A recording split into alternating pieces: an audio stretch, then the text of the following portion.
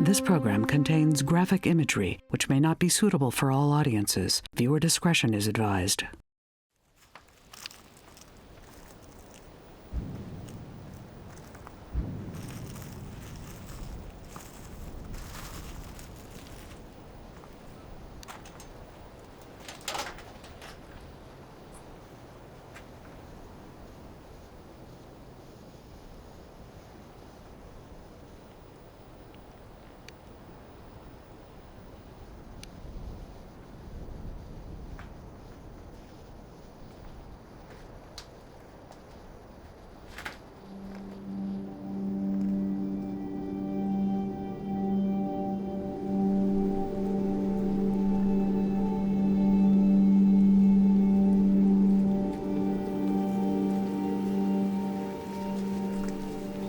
More than 20 years we are suffering from rockets. Before October 7th, had anyone intruded? Had they come into the kibbutz, or was that the first day that people... This is the first night. I met Israel Lender in Kfar Aza, near the border with Gaza, in the weeks after the Hamas massacre that left around 60 of his neighbors dead. This is my house. You see, now they covered all the glasses was broken. From here, they can see all the streets. So they came here, they went on your roof? Yes. So they could have a view of the rest of the kibbutz? Yes. He told me Hamas gunmen stormed his house shortly after sunrise and turned it into a sniper's nest. He hid with his wife in a nearby room for 36 hours. The door was closed, the windows were closed, and the glass was open, so I could hear everything.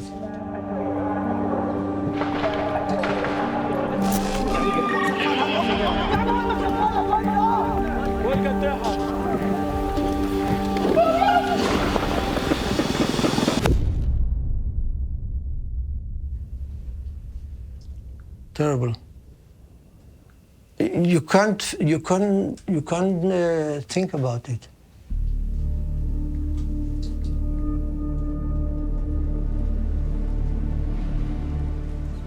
You can't believe it.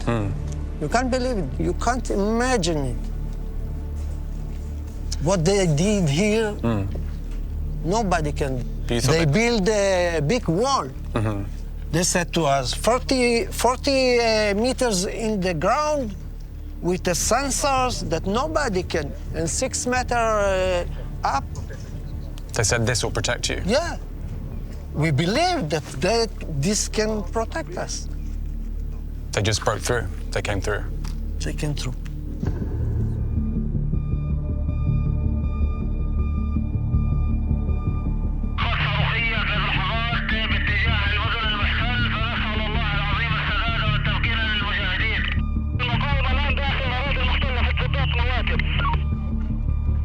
On the morning of October 7th, more than 1,000 fighters from the Palestinian militant group Hamas broke through the 20-foot-high barrier that has long separated Israel from the Gaza Strip, a densely populated enclave that is home to more than 2 million people. The 40-mile-long barrier is outfitted with cutting-edge surveillance tools, a deep underground concrete layer to block Hamas tunnels, and remote control machine guns above ground. After a $1 billion upgrade in 2021, Israeli officials dubbed it the Iron Wall. מציבים קיר ברזל, בטון וסנסורים, בינו לבין תושבי הדרום. But in a matter of minutes, Hamas was able to breach the fence in around 30 locations, the start of what would become the deadliest single assault in Israel's history. Around 1,200 people were killed, 240 taken hostage. The attack triggered a catastrophic war in Gaza that has killed thousands of Palestinians so far. Israel has vowed to destroy Hamas, which has controlled the territory for years. Broadly, the fighters entered at 6:40 a.m. And that's the same incident, just from the other side of the street. Exactly. Soon after the October 7th attack, the Washington Post began investigating how the so-called Iron Wall could have failed so spectacularly. Our team of reporters analysed hundreds of videos, photos, and audio recordings from before, during, and after the attack. With Frontline, we spoke with witnesses on the ground. We got hit with the first RPG. We examined maps and planning documents recovered from Hamas fighters. We took the visual evidence from October 7th and mapped it across southern Israel and inside the Gaza Strip, sometimes using the position of the sun to estimate when key events occurred. What we found was a fragile barrier that gave Israel a false sense of security, leaving it blind to its own vulnerabilities and to the meticulous plan taking shape on the other side of the fence.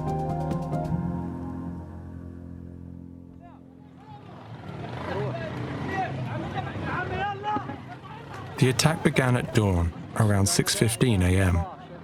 Videos recovered from Hamas fighters show them setting off from Gaza and heading towards the fence, which has long been resented by Gazans who've been penned in by it.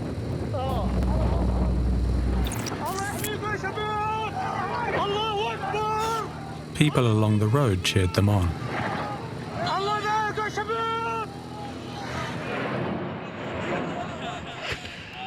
Around 6:30, as fighters made their way to the fence, Hamas began firing a barrage of thousands of rockets at targets across the barrier. In just the first 5 minutes of the attack, there were red alerts for more than 30 communities near the Israeli side of the wall. In kibbutz Erez, less than a mile from the barrier, Ben Sadan, a member of the community security, had just woken up for an early morning bike ride. 6 בבוקר, קפה, יושב בשולחן, 6:30, מטח רקטות וצבע אדום, מטורף, מטורף. אנחנו לא זוכרים משהו בכזו אינטנסיביות. So over there we can see Gaza. There. Yeah. And the security fence, you can see it running along there, and there's the towers with the machine gun. Yeah. This is the border. Yeah. On the left side, it's Gaza. On the right side, יישוב ישראלי. And I think some of the earliest rockets came over just around all here. around, Yeah. all around. עומדים פה ורואים הכל, הכל, הכל. רקטות לכיוון צפון, רקטות שנופלות פה, פצמ"רים, הכל, הכל, הכל. כל השמיים בוערים. ממש בוערים.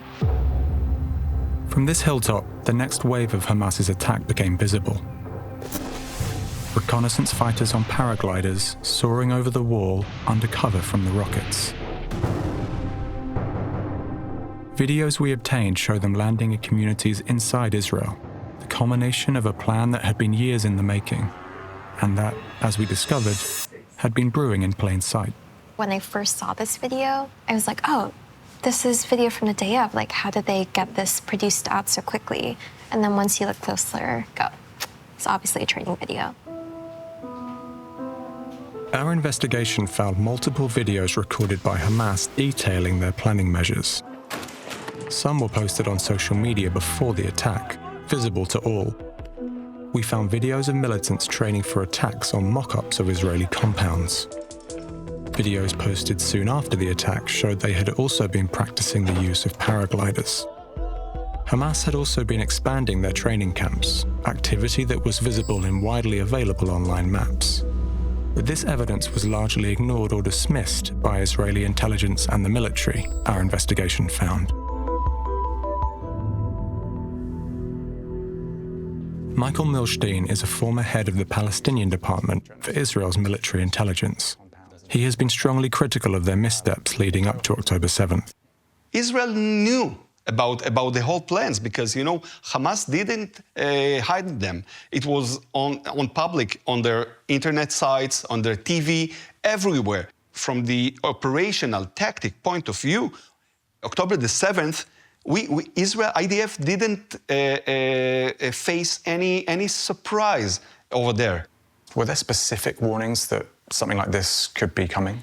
Well, according to the reports in the Israeli media, there was a very focused reports about the whole plan, the whole offensive plan that promoted, and actually data. The reports itself were known, even to senior ranks, senior figures in IDF intelligence, but the basic assumption, the basic assessment in the intelligence was that those are only trainings or a theoretic attempts, but we are not speaking about something which is very feasible.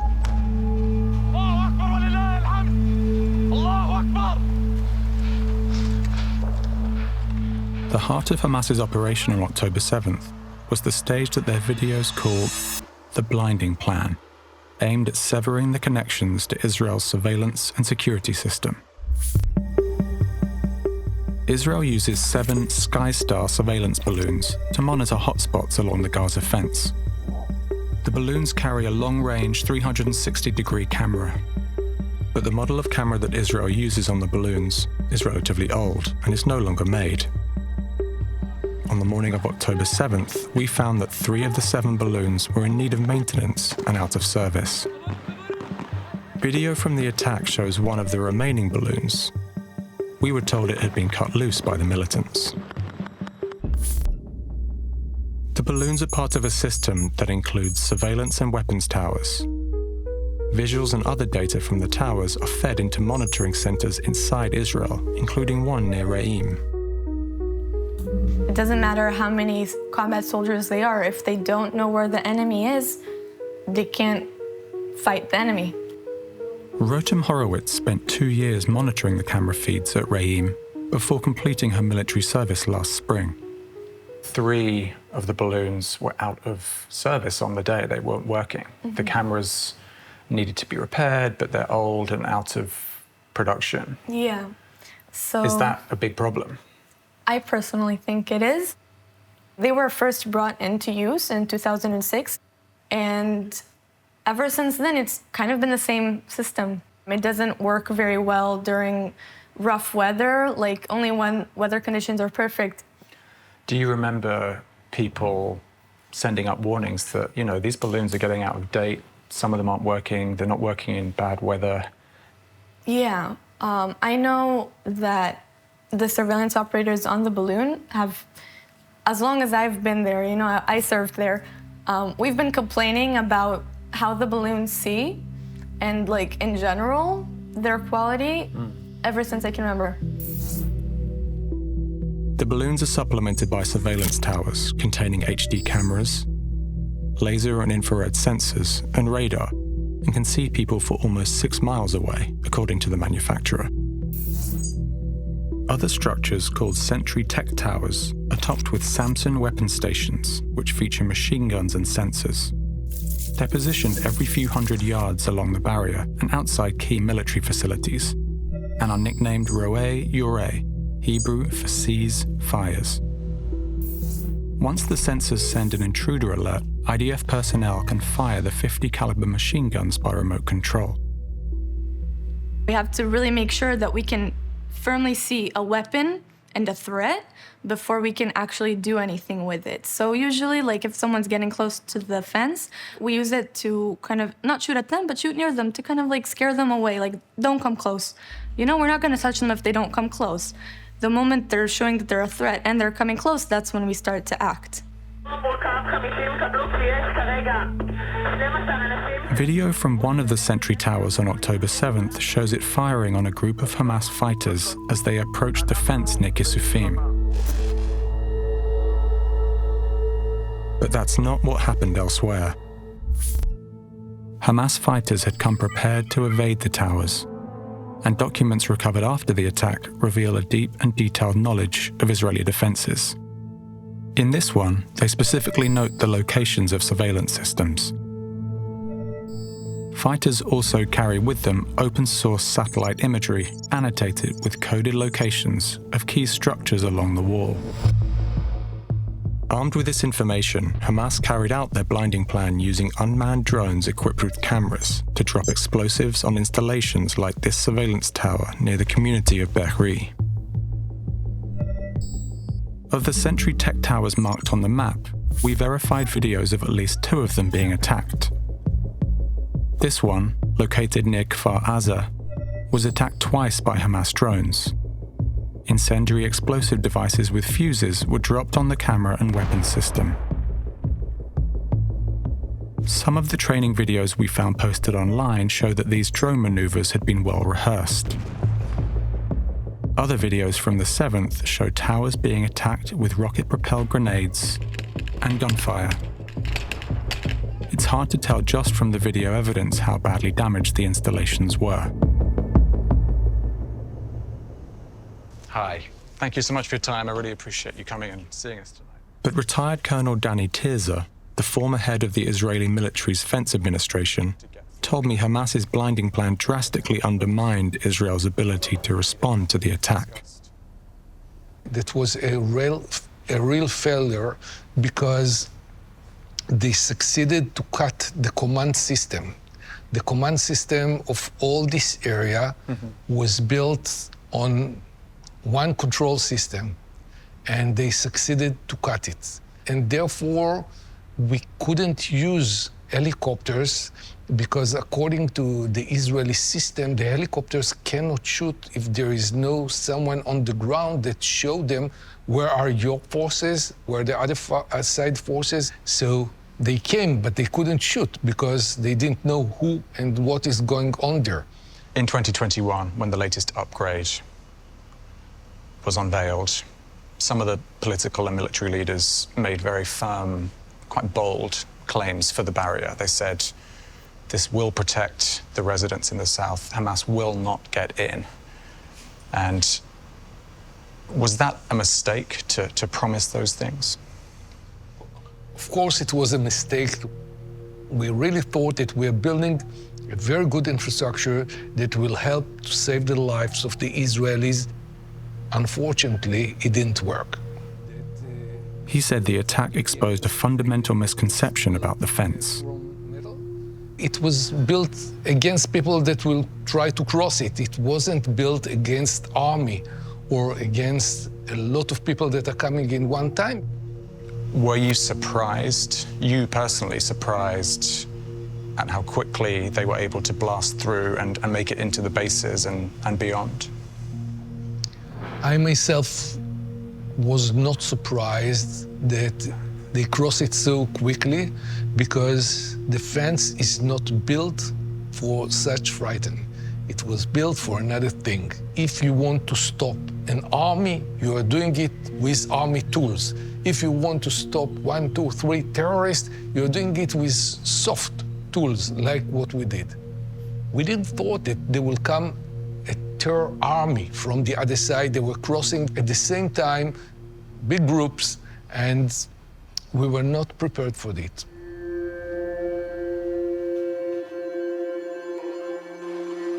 The Israeli government says Hamas broke through the fence in around 30 locations. We obtained videos from 14 of them. The videos show trained Hamas fighters using explosives and munitions to blow holes in the fence and its concrete barriers.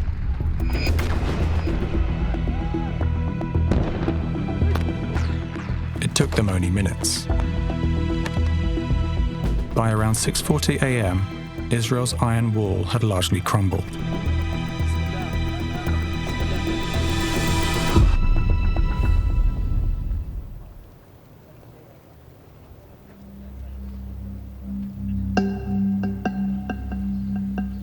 In the weeks that have followed, Israel's military and intelligence establishments have come under intense criticism. A spokesman for the Israeli Defense Forces, Lieutenant Colonel Peter Lerner, agreed to speak with me at a military base in Tel Aviv. Hamas has published several training videos which appear to show fighters in the months before practicing specific tactics that were then used on the day, blowing up fences, paragliding, and so on. Did Israel not see this? I mean, we're looking at what exactly transpired before the 7th of October, and there will be a time when the IDF will be doing that soul searching that is required, and the IDF will review that, and those that need to take responsibility will have to take responsibility. What do you think October 7th says about the integrity of that barrier? So the barrier itself is a concept that was perceived to be a strong line of defense. But any line of defense can only withhold a certain amount of pressure. I think the question is not necessarily what is the barrier, but what was the threat assessment? And these are the types of questions that we will be asking. These are the types of questions that the answers to the residents of those towns, of the kibbutzim, we owe them clarification and you know, accountability for the failure of not defense, but the whole concept of operations. And this, I think, is what the IDF will be looking into when the war is over.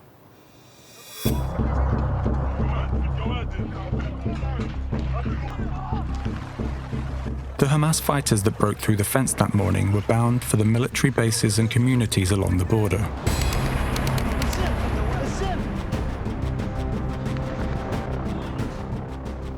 One group headed for kibbutz Erez, where Ben Sadan and the rest of his security team had already armed themselves, and watched with dismay as the fighters kept coming.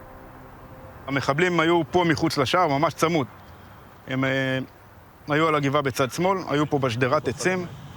And they're carrying weapons? כן, מלא, המון, המון. What kind of things are they carrying? AK-47, RPG, grenade, מטענים שמיוחדים לגדר, בשביל לפרוץ גדרות. How many of them were there? How many of your men were there? הם היו בין 20 ל-30 מחבלים, עם תחמושת ונשק בלתי נגמרת. כאילו, היה להם הכל.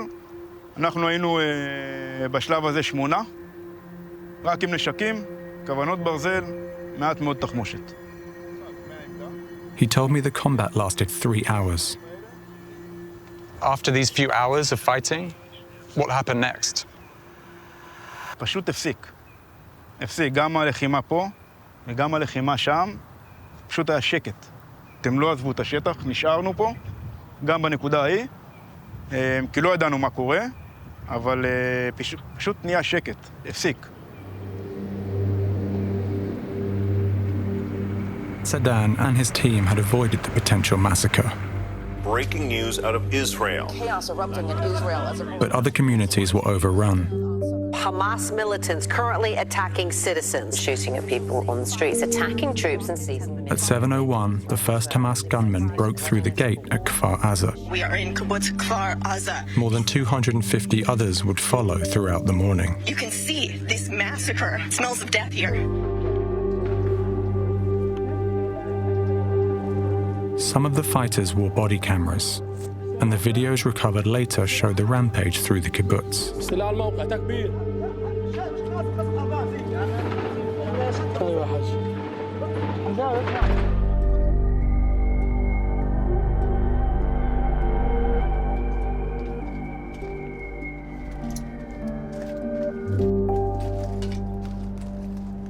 So this is my place. Yeah. Left from my house. We don't have a roof, and look, everything is black and burned.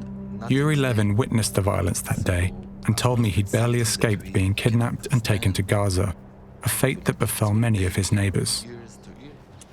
He is kidnapped. He is also kidnapped. And these were all friends of yours? You knew everyone? They kidnapped. She kidnapped. He is murdered. He is also kidnapped. Murdered, and 2 of them kidnapped, I think. Yeah. Yes, no, I think I know. And this is friends of me. Across the street, a group of his friends were returning home for the first time since the attack.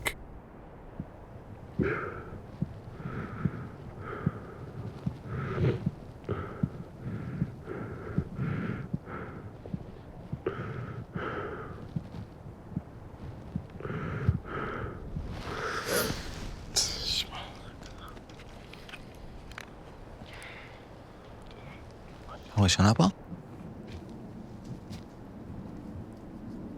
פעם ראשונה. לא חזרנו. כאילו פעם ראשונה, כאילו, אתה יודע, אני רואה את זה בסרטונים, רואה את זה מזה, אבל פעם ראשונה לראות בעיניים זה לא... זה לא, אחי. אפשר להביא. יש נקודות של דם. כאילו, אם זה על המגנטים, או על העליים, ברצפה, כאילו.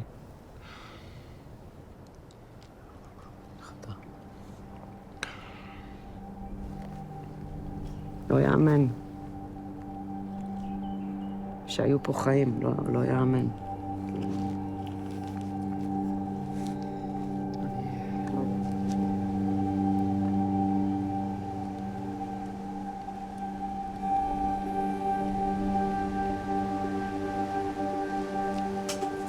Israel, can you tell me about who these people are in the pictures? These pictures, this is our village team, football team. They called the fox of the village. The young of the man. Kfar Aza village. Some of them die. Show me. Some of them are kidnapped. He is died. And this is in Gaza. These two brothers as in Gaza. His parents' house was destroyed. He's lost his mother and father and his brother. You know, almost everyone has a connection for was murdered, was kidnapped, was injured. Everyone from here. It's touched the whole community.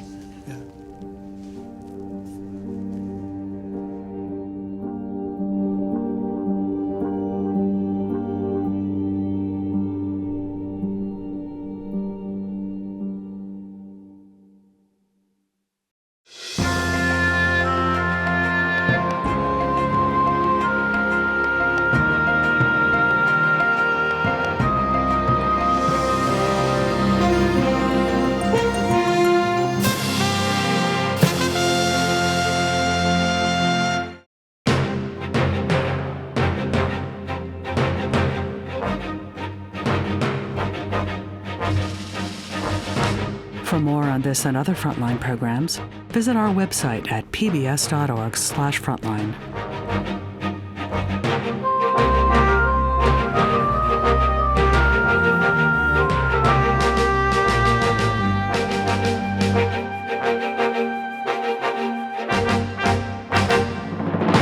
Frontline's Netanyahu, America and the Road to War in Gaza and Failure at the Fence are available on Amazon Prime Video.